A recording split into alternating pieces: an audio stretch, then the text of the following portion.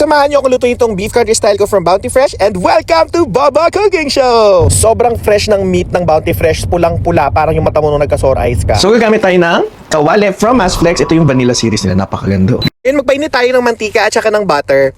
Charot lang, margarine lang yun kasi hindi tayo mayaman, so igisan niyo yung bawang sibuyas. And quick question, anong pinagkaiba ng putito at saka ng mas putito? Oh, for example yung pader ko, putito, di ba?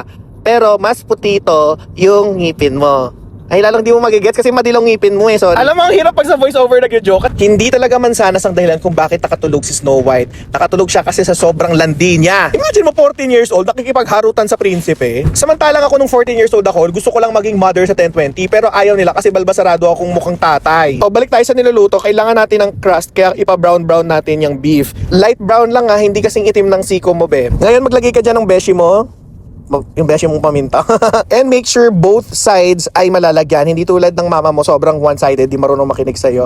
Hoy! And ang goal naman din natin dito is matanggal yung natural na katas ng baka. E makikita mo yan, di ba? Ang daming mantika. Parang ikaw lang din yan nung pinatayan ka ng electric pan nung nanay mo nung natutulog ka nung tanghali. Ngayon, palalambutin natin yung apple. So lalagyan nyo na ng water at halahaan yung kumulo ng mga 5 minutes. Pag malambot na yun na parang foam ng bra o kaya parang suka ng bata, okay na yan. Yan ang hinahanap nating texture kasi mamaya i-blender natin yan. Yak! Bakit siya gumagamit ng apple? Yak! Ang pangit nung nanonood. Eme lang, masakit talaga yung katotohanan pag talagang pinamumukha sa'yo. Ngayon, maglagay ka na ng tomato paste and make sure lutuin nyo ng maigi kasi kung hindi, maglalasang dugo yan. Hindi naman parang dugo, pero parang kalawang. Huwag nyo na tanongin kung paano ko nalasahan yung kalawang. Tapos magre-reduce tayo ng red wine. Wow! May paganyan na tayo. Kung wala kang red wine, kuha ka ng gin, lagay mo dyan. Be, medyo level up na tayo. Be, yung mga lutuan natin ngayon pang matatalino na. Ito yung mga lutuan na parang arevoa, la patula, beef, lagay na, patata, gano'n. Parang gano'n level na pang ratatouille. Pagka kumapal na yung consistency niyan, not enough na kasing kapal ng mukha mo ilalagay mo ngayon yan sa immersion blender. Ilagay nyo sa lalagyanan. Usually kinu-cool down niya pero wala na akong time that. Of course, ano pa magagamitin nating blender kundi from Tough Mama? Walang Tough Papa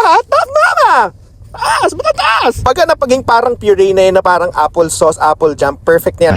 Shit, ang sarap. Huwag na tayong magpanggap sa pan, wag mo nang hugasan, maglagay lang ng mantika at maglalagay tayo dyan puree para mas maluto. Ang goal naman natin ngayon is palambutin yung country beef style natin, kaya maglalagay tayo ng water and let it boil for 40 minutes. And then after 30 minutes, make sure galaw-galawin mo yung nasa ilalim kasi mag-form ng crust yan, baka masunog. Yung niluluto hindi yung jowa mo, yung ginagalaw mo na naman. Then pag ganyan yung consistency niya, parang lungad na yan ng baby, perfect na yan. And then pag dinaan mo yung spatula mo and parang naging dagat na hinati ni Moses, nasa tamang daan ka na, be. And there you have it, meron ka ng apple tomato beef. Inassemble ko lang yung with the mixed veggies, nilagyan ko ng olive oil para hindi ma-dry, then crispy garlic. Parang mechado rin yan, confused na mechado.